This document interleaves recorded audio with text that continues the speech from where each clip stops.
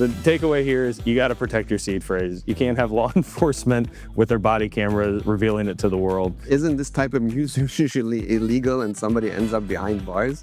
But now it seems to be like, in the spotlight and no one cares. I think the big win is going to be for the retailers. We've already seen Steak and Shake talk about how their business has been accelerated through adopting Bitcoin. I don't buy that narrative. I think people are going to see number go up and they're gonna be like, oh, maybe I'll buy more of the ETFs, or I'll just allow it to sort of appreciate as a portion of my portfolio. You're talking like hundreds of billions of dollars, if not more, that are just gone right into cold storage. And that is crazy bullish.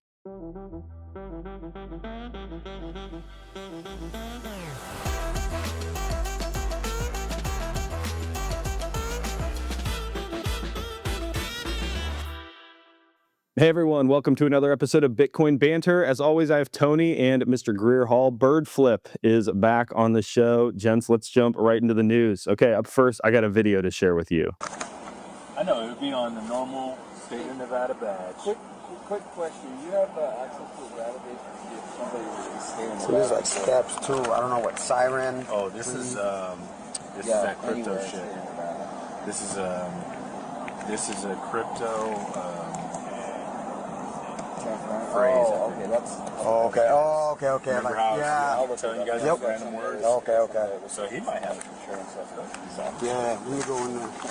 Alrighty, so the takeaway here is you got to protect your seed phrase. You can't have law enforcement with their body cameras revealing it to the world. Hopefully whoever this is got their Bitcoin moved before someone zoomed in, read the words, and stole it. Tony, you are the seed phrase and Bitcoin security expert. What would your recommendation be to folks who maybe need to transport their seed phrase or carry their Bitcoin with them? Man, this is a rookie mistake. It's a very, very unfortunate one that this guy had to stumble upon. I'm a police officer who was even, more clumsy than he needed to be. I mean, why take it out, and flash it all over the place and, broadcast it on his webcam and what have you. I hope this guy didn't get his funds swiped because, anybody watching that video just needed to pause Zoom and, with a bit of, like fine-tuned graphic editing, could have access to these words. I didn't follow up on the story, so I don't know if that happened or not. I pray it didn't. But don't ever carry your seed phrase with you like this. Like in general, that's not something you want to do. If you want to secure it, you secure it, first of all, not on paper. You secure it on steel or titanium, or there's a million ways to get creative on where to future-proof that seed phrase and to hide it. And a piece of paper is absolutely not the way to go on about it, because as you saw, something unexpected can happen at any point in time, and then one thing leads to another, and it's a disaster in the making. So I'm sure this guy who wasn't expecting for a seed phrase to become public knowledge, but it is what it is. So yeah, big lesson here: hide your seed phrase, secure it well. Do not carry it with you at all. Yeah, I would encourage people, if you do need to transport your seed phrase in some way, this is not the way to do it for obvious reasons. And this is generational wealth we're talking about. You don't want to expose yourself to these sorts of unforeseen circumstances. Check out 21e15.com. Our friends sell a product called the microseed, and so you can stamp your entire seed phrase on a nylon or titanium washer. So very easy to throw it on your keychain or what have you, if that's and no one would ever probably notice that. But you still need to be aware that you've now stamped your seed phrase somewhere that you might be transporting. You can't lose your keys. You can't do anything that would maybe indicate that you are carrying that. Greer, do you have any follow-up comment on this? No, I mean, not really. You guys said it. Bitcoin, your seed phrase is your life force. You do not want to go nuclear, and this is like the sum of all fears. When I'm in the past, whenever I move my coins or seed, it's like no cameras, no phone, no laptop, go into a clean room. You got to be like Dexter, everything is, there are no witnesses. No one knows what you're doing. And then you got to bury that thing 6 feet deep. This is not something that you just carry around. Yeah, absolutely. All righty, Tony, you had a tweet in response. So the tweet from I don't know how to say his last name, Thomas Farrer. Another whale from 2011 just woke up and sold 14,000 Bitcoin. and you retweeted, imagine selling 14,000 BTC for 1.6 billion in paper trash. That's not cashing out. That's self-dilution with zero strategy. To me, this feels kind of fishy. We were talking about this offline. Like, who needs $1.6 billion all of a sudden? What's really going on here, Tony? I don't know if you have any sort of thesis on what's actually happening. Yeah, that was precisely my reaction as well when I read this. I'm like, something very odd is going on, because why would you all of a sudden, if you've been asleep on generational wealth since 2011, why would you all of a sudden sell it all in one go? First of all, it's a very dumb strategy. It's not the way you want to do it. And second of all, what are you selling it for? If you want to look at this superficially, like I wrote, you're trading it in for worthless paper, like absolutely nothing useful. You've just diluted yourself from a rare asset, like the world's only sound money, to nothing. And so it begs the question: why did it happen? Is this part of something else that's going on that perhaps later on will show up?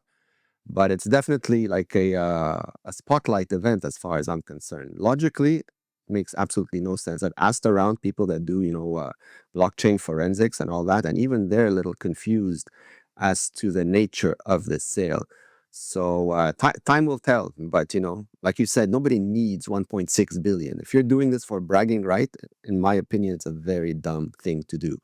But other than that, like, if you want to live well, of course, that's everybody's free to do that. But you don't need 1.6 billion. You could do it with like 50 million, 60 million, and like save the rest. You don't have to go full out, commando here and get rid of everything. So either this is a panicked move, or there is, something, mysterious and shady that hopefully will, light will be shed on it at some point, because I'm really curious. Yeah, I agree. The caveat, I guess, would be if you're someone who was just so early and you've got 100,000 Bitcoin, it's like, okay, 14,000, you still have a lot of Bitcoin left, but obviously we have no clarity on that. So I'll be curious if more does come to light on this. Greer, do you have any thoughts on what you think might have happened? I mean, you guys said it. It just feels like a major oof, But there's more that we don't know. So I think wait and see.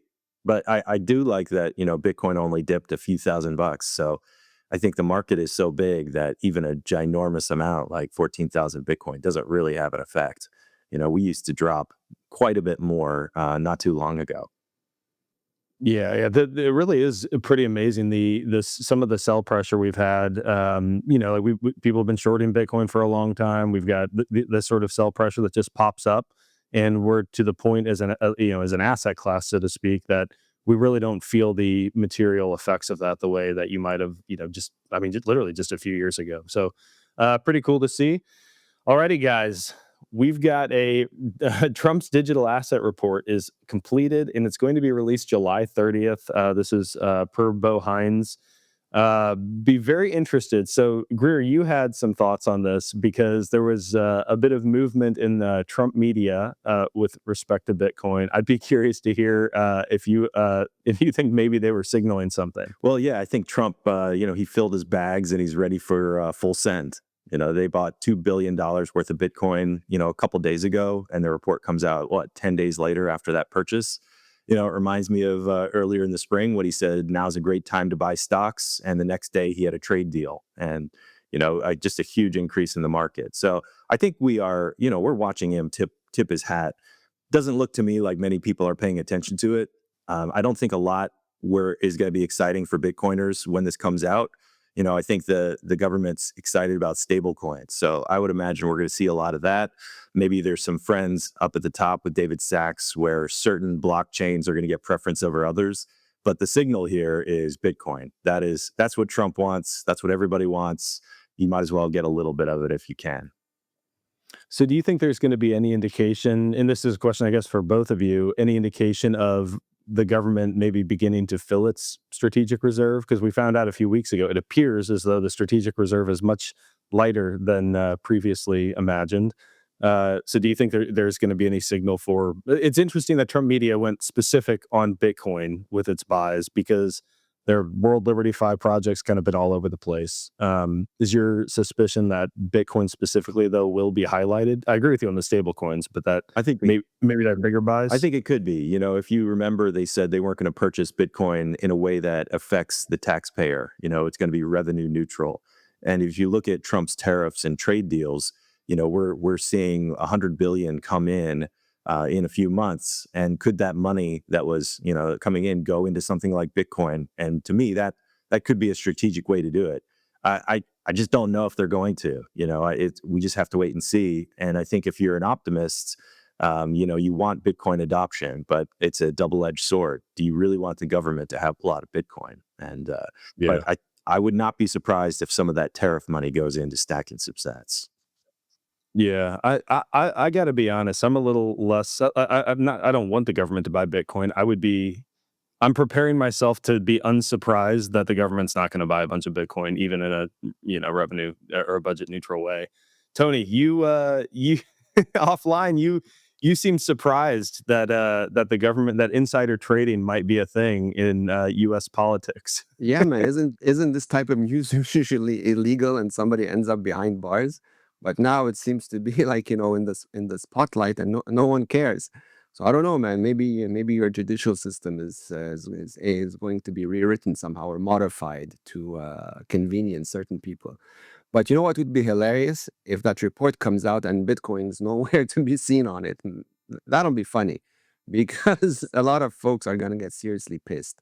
And at that point, it is really going to beg into question, what is really going on, and which will come circle back to what we were saying, that it doesn't really matter. Those people that are cheering this on are probably folks that have a lot of Bitcoin from a long time ago or are just sitting on it waiting for a politician to pump their bags. These guys don't care about Bitcoin. Whether it's Bitcoin, dollars, or donuts, it doesn't matter. They just want to be rich. So they're not part of the revolution. They don't understand, the ethos of Bitcoin and freedom and all that. They don't care about this. So for me, it's not bullish if governments actually go through with this and start, siphoning up the remaining supply. If you're someone still lingering on zero, wondering, whether Bitcoin is for you, and you're not doing anything about it, you are going to miss the boat. I'd rather have more people, get their hands on it in full self-custody, of course. But if no one wants to act for whatever reason, that's on you. You will miss this opportunity of a lifetime. You will never, ever see it again. Once this remaining supply is siphoned up, these guys are not buying it to speculate or trade it. They are buying it to hold it and to build whatever financial empires they want over it. So that's when you're going to go to bed one day, wake up the next, and Bitcoin's price is going to be some stupid number. And at that point, if you think you couldn't afford it now, you were really not going to afford anything later on. So for those not paying attention, open your eyes. The window was very tight before. Now it's like just about to be shut down. Yeah, folks, you've been warned. Alrighty, we've got Fidelity pushing for in-kind Bitcoin ETF redemptions. The SEC decision's likely October. So again, this has not been approved. And as I understand it, this is for institutions, but promising that perhaps this is maybe a segue into people who have adopted the ETFs and, retirement funds or what have you, to eventually be able to do something useful for their freedom and accumulate some Bitcoin that way. Tony, I know you hate fiat products. You don't care about the ETFs, but it to me feels like a step in the right direction, even if, wrapped in, normal fiat bullshit. Yeah, of course. No, this is huge news and huge bullish news. The ETFs themselves are complete garbage, but the fact now that they have in-kind redemptions, that can potentially open up a flood of of outflows of Bitcoin, real Bitcoin, into self-custody. So all these theories about paper Bitcoin and whatever the case may be, those will start to shrink as more and more people, withdraw, which is the only way to prove that paper Bitcoin exists, is just to take it out, and hold it yourself. And eventually, when the numbers get big enough, those that are, faking it are going to collapse. And so for me, this is huge. Asia already did the in-kind redemptions, and I thought that was a smart move. I was wondering if the US will ever do it. So the fact that the SEC is still mulling it over, for me, I'm not sure that they're actually going to approve it, because that's like almost like a death sentence. Because these people that are in ETFs are huge bag holders, right? And so imagine if like only 10 or 15% of these guys clue in on what Bitcoin is and decide, all right, well, forget the ETF. I want to take it out and hold it myself. You're talking like hundreds of billions of dollars, if not more, that are just gone, right? This into cold storage, and that is crazy bullish for the appreciation of Bitcoin in a very, very short period of time. Yeah, I think this is like sort of a test of the ETFs. To me, it signals Fidelity is probably, or at least they're comfortable that they hold sufficient reserves of the Bitcoin that they're supposed to. And it's not. I think they're supposed to have that backing, but what supposed to doesn't necessarily mean doesn't necessarily translate in real life, even in highly regulated industries. We've got plenty of Enron sort of situations throughout our lifetimes to recognize that. I imagine they wouldn't anticipate like a bank run, tons and tons of in-kind redemptions happening right away. And so they might be able to kind of have a, fractional reserve sort of approach if they wanted and still be able to, make people whole as they request actual Bitcoin. But to me, it's a signal that Fidelity is at least on the right path with this. And I'd be curious to see if BlackRock and some of the others, BlackRock in particular, obviously is the largest, if they follow suit or not. They'll be forced to. Yeah, you would hope that the competition would force it upon you.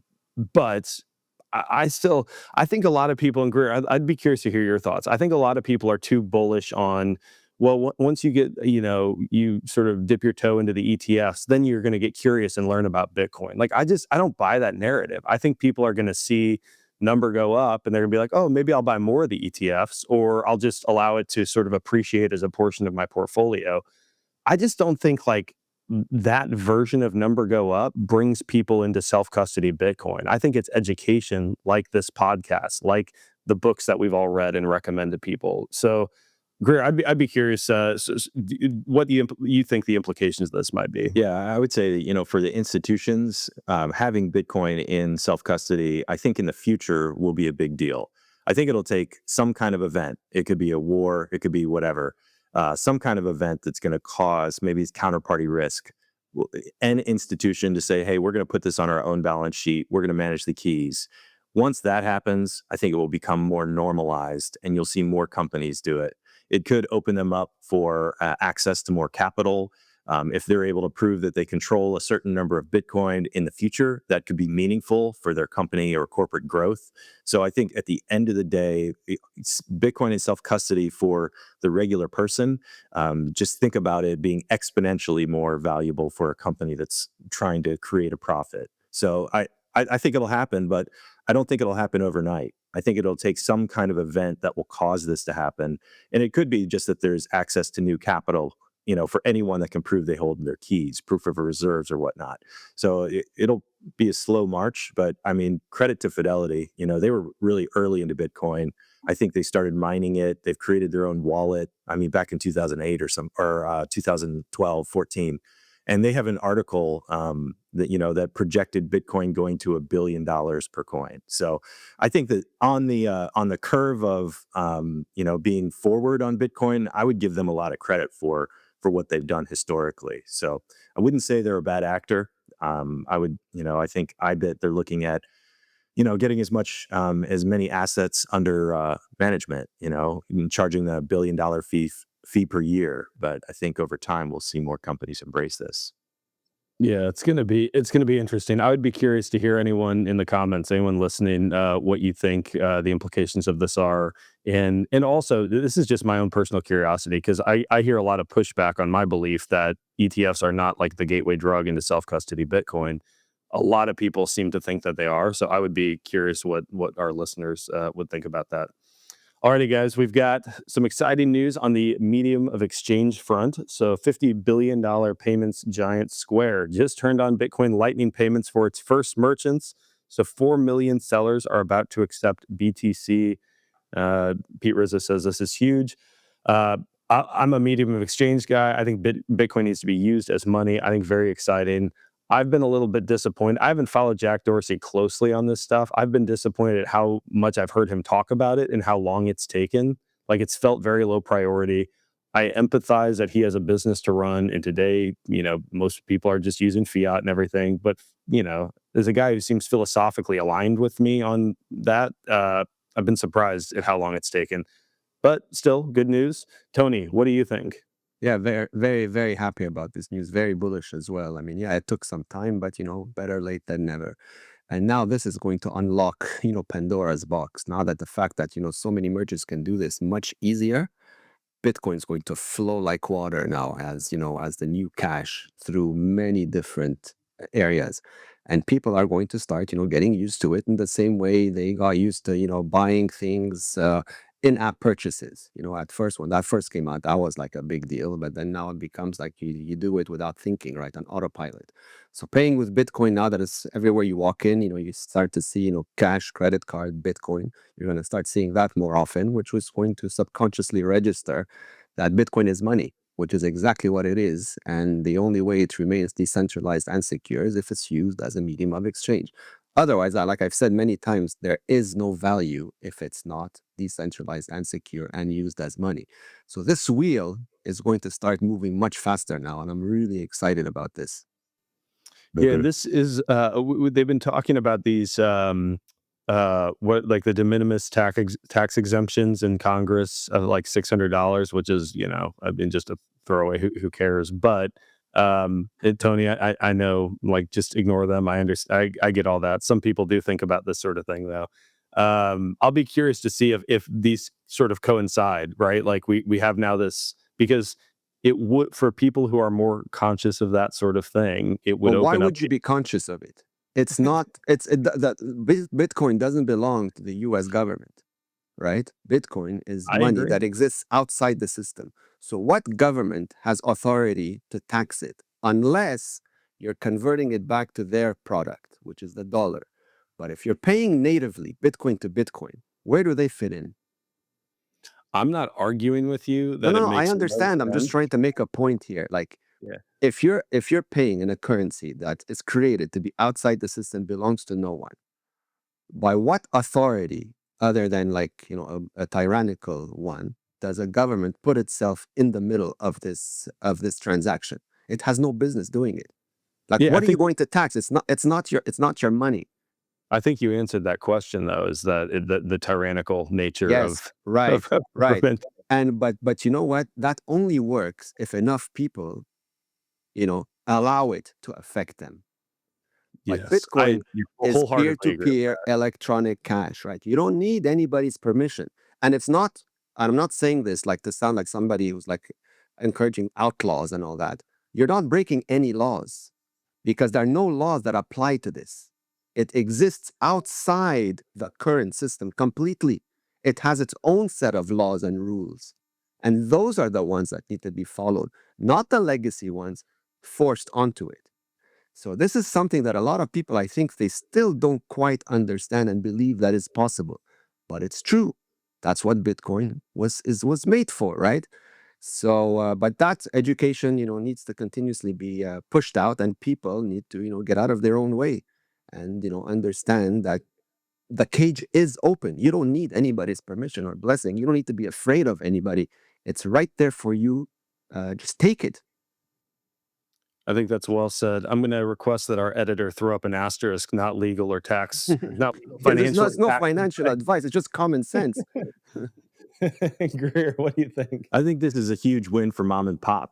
They're forced to use Visa, MasterCard, pay 3 to 7% transaction fees on every swipe. So, this is a total FU to that system. So I think if you are a retailer and you have Square already, and there are lots of places that do, this is great for you. I mean, you're immediately going to see savings on your bottom line.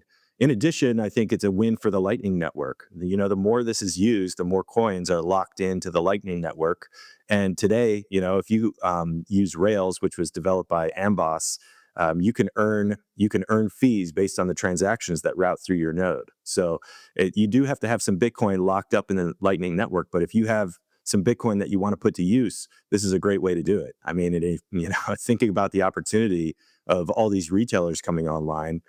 This is a great way to use your Bitcoin and be part of the system. But I think the big win is going to be for the retailers. We've already seen Steak and Shake talk about how their business has been accelerated through adopting Bitcoin. That's just going to continue. Yeah, no, I agree. I think so. If you want yield on your Bitcoin, besides the freedom that it earns you, maybe Lightning liquidity is an option. But be careful. Make sure you know what you're doing. And I haven't done this yet, so I understand there's some complications to running your own Lightning node. There's balancing and all sorts of things that come into play. But totally agree with both of you. Bitcoin is outside of the system. Who cares? And also, this is exciting for both the Lightning Network and I think Bitcoin adoption at large.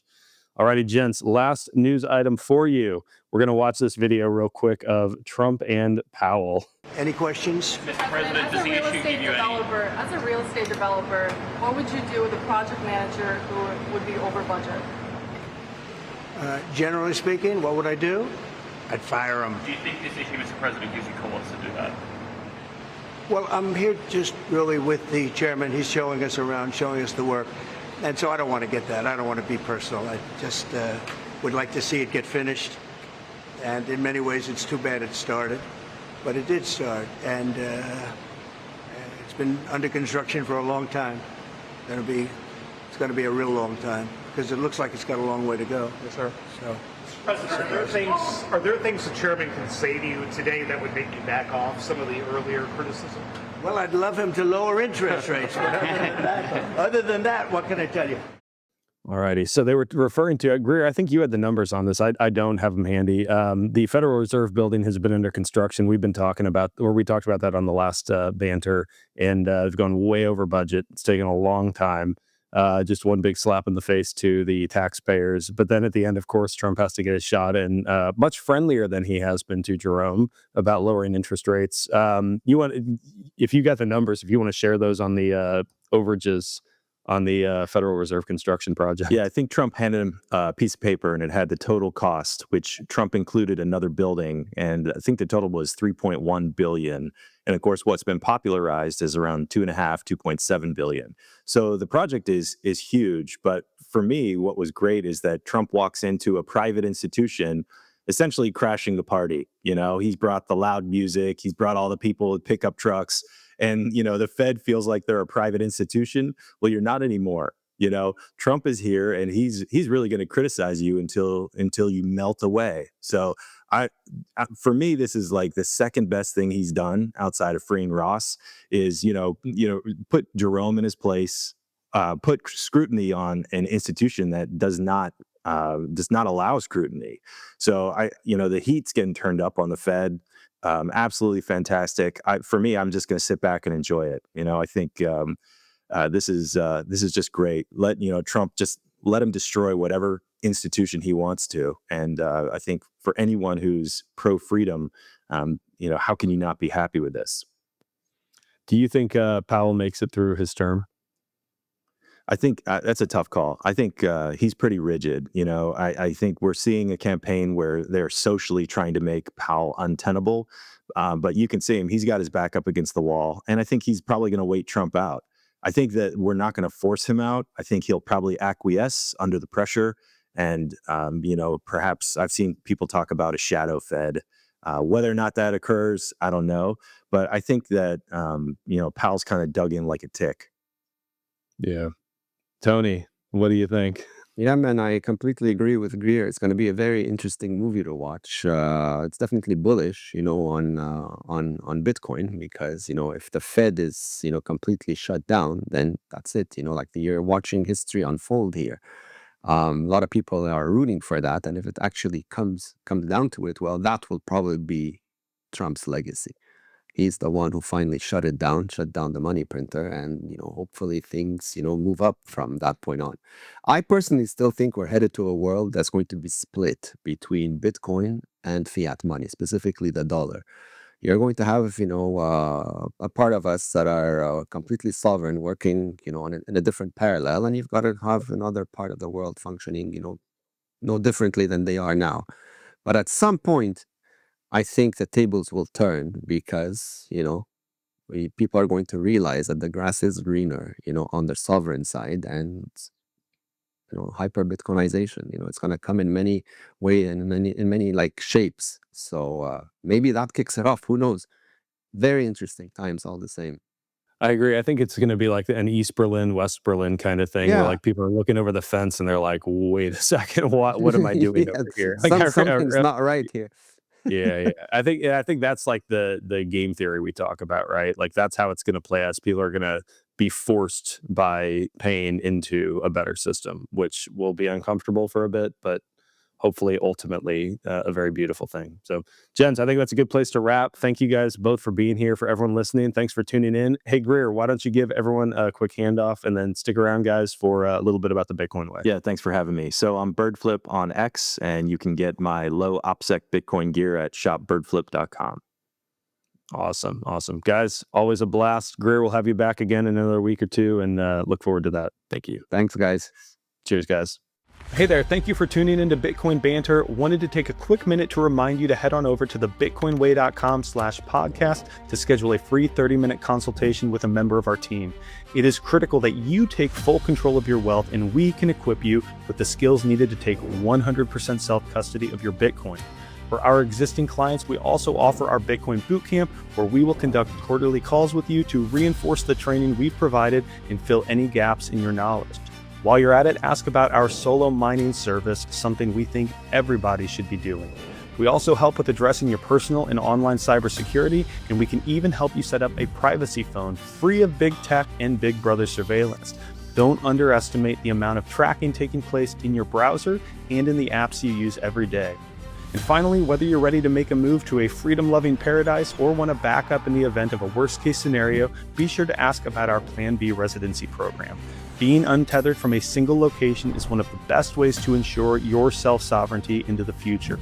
Again, you can schedule a free consultation at thebitcoinway.com/podcast. If you are enjoying the show, please do me a favor, subscribe to our channel wherever you listen, give us a 5-star review, and drop us a comment. We would really appreciate it, and it makes it easier for others to begin finding us as we preach the gospel of financial self-sovereignty and beyond. Thank you again for listening. Until next time, stay safe, stay sovereign, and remember, the yield on Bitcoin is freedom.